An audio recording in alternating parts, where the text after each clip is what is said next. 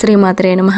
నవదుర్గా ఉపాసనలో 3వ రోజు ఆరాధించవలసిన అమ్మవారు చంద్రఘంట. ముందుగా ఈ అమ్మవారి ధ్యాన శ్లోకం చూద్దాం, తర్వాత అర్థాన్ని తెలుసుకుందాం.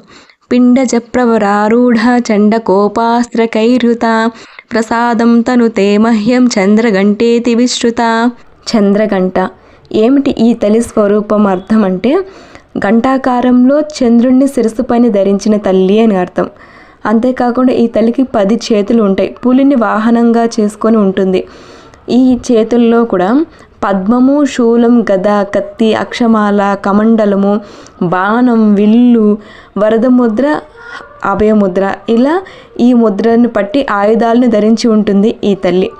అసలు ఏమిటి ఈ అంతరార్థం? ఇన్ని ఆయుధాలు పట్టుకొని ఎందుకు ఉంటుందంటే ఈ తల్లి, దీనికి ఒక పురాణం, ఒక కథ ఉంది. నేను ముందుగా నిన్న చెప్పాను కదండి, బ్రహ్మచారిణి. ఆ తల్లి శివుడి కోసం తపస్సుకు వెళుతున్నటువంటి స్వరూపం. శివుడిని పొందాలని, ఆయన వివాహం చేసుకోవాలని వెళ్ళిన స్వరూపం. ఆ తర్వాత అమ్మవారు శివుడి కోసం ఎన్నో సంవత్సరాల పాటు అమ్మ తపస్సు చేసి శివుడి కోసము శివుడిని పొందాలని చేస్తుంది కదా. అప్పుడు శివుడు అందుకు సంతోషించి అమ్మను వివాహం చేసుకోవడానికి మేనకాదేవి ఇంటికి వస్తాడు. ఆయన ఎలా ఉన్నాడో అలానే వస్తాడు. అంటే విభూది పూసుకొని, పులితోలు కట్టుకొని, పాములను ధరించి వచ్చేసరికి మేనకాదేవి చూసి కళ్ళు తిరిగి పడిపోతుంది. అంతే కదా, ఎవరైనా కూడా అల్లుడు ఇలా ఉన్నాడు అని అంటే ఎవరైనా భయపడతారు కదా, బాధపడతారు కదా. అంటే వాళ్ళు రాజులు, రాజపుత్రికగా అమ్మ ఎంతగా గారాభంగా పెంచుకున్నారు. అటువంటి అల్లుడికిచ్చి తన బిడ్డనిచ్చి వివాహం చేయడం అంటే ఏ తల్లికి తండ్రికి ఇష్టం ఉంటుంది చెప్పండి? ఆ తల్లి కూడా కళ్ళు తిరిగి పడిపోతుంది. దాంతో ఈ పార్వతీదేవియే తపస్సు చేసిన బ్రహ్మచారినియే చంద్రఘంట స్వరూపాన్ని తీసుకుంటుంది. అప్పుడు అమ్మ స్వామిని వేడుకుంటుంది, నీవు సుందరిమూర్తిగా నువ్వు రూపాన్ని దాల్చు, అప్పుడు మన వివాహానికి మా అమ్మగారు ఒప్పుకుంటుంది అని స్వామిని వేడుకుంటుంది చంద్రఘంట స్వరూపంతో. అప్పుడు శివుడు అత్యంత సుందరమూర్తిగా స్వామి దర్శనమిస్తారనమాట.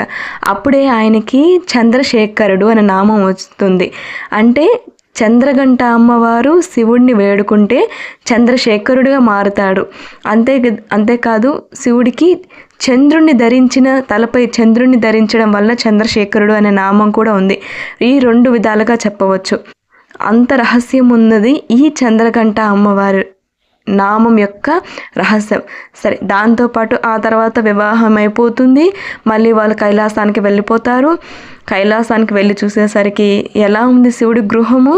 ఆయన ఇల్లంతా చల్లా చెదురుగా ఉందంట. అంతే కదా, బ్రహ్మచారి ఇల్లు ఏ విధంగా ఉంటుంది? ఇంకా అమ్మ ఇంకా స్త్రీలందరూ ఇంకా ఎలా నీట్గా ఇల్లింటిని చక్కదిద్దుకుంటూ బాగా పెట్టుకుంటారు కదా, ఆ విధంగా అమ్మవారు వెళ్ళి బాగా నీట్గా ఇంటిని చక్కదిద్ది నీట్గా పెట్టుకునేసరికి మళ్ళీ రాక్షసులు వచ్చి పడిపోతారంట.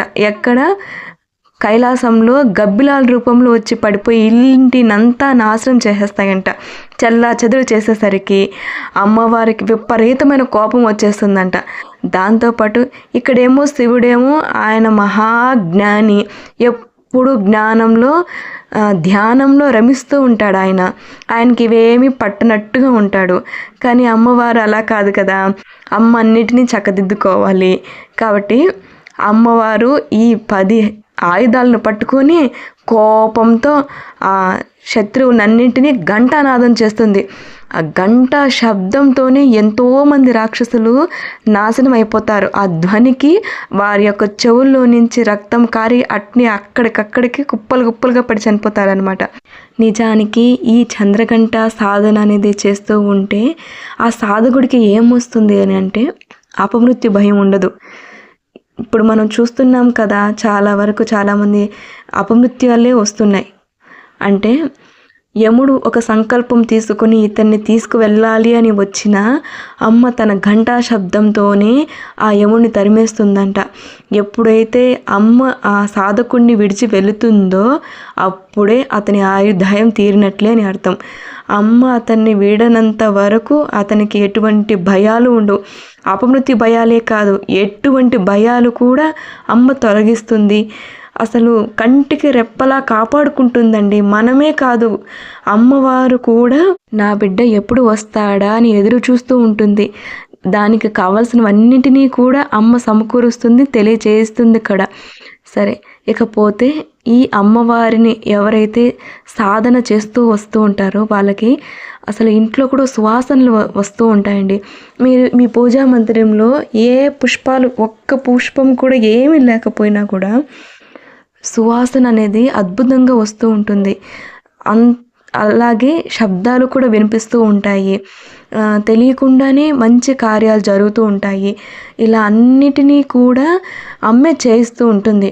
కాబట్టి తప్పకుండా ఈ నవదుర్గ ఉపాసన అనేది చేసుకోండి. సరే, ఇకపోతే ఎలా చేయాలి అని అంటే, నేను ధ్యాన శ్లోకం చెప్పాను కదా. అర్చన చేసేటప్పుడు 24 సార్లు కానీ, 108 సార్లు కానీ, 1008 సార్లు కానీ మీకు సమయాన్ని బట్టి అర్చన చేసుకోండి. పుష్పార్చన, కుంకుమార్చన చేసుకోండి.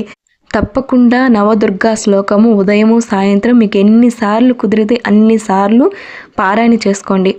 ఆ తర్వాత ఒకవేళ ధ్యానం చేయాలి అని అనుకుంటే ఈ అమ్మవారి స్వరూపాన్ని కొద్దిసేపు అలానే చూసి ఆ స్వరూపాన్ని నాభి దగ్గర, అంటే మణిపూరక చక్రం అంటాం కదా, అక్కడ ధ్యానించాలి. ఈ శ్లోకం, నేను అమ్మవారి ధ్యాన శ్లోకం చెప్పాను కదా, శ్లోకాన్ని జపిస్తూ అలా చేసుకోవాలి. ఒకవేళ మీకు ఏదైనా ఇబ్బంది ఉంది, చేయకూడదు అని అనిపిస్తే శ్లోకం లేకుండా శ్రీమాత శ్రీమాత శ్రీమాత అనుకుంటూ అమ్మని స్మరించుకుంటూ ఆ స్థానంలో ధ్యానం చేసుకోండి. ధ్యానం చాలా గొప్ప ఫలితాన్ని ఇస్తుంది.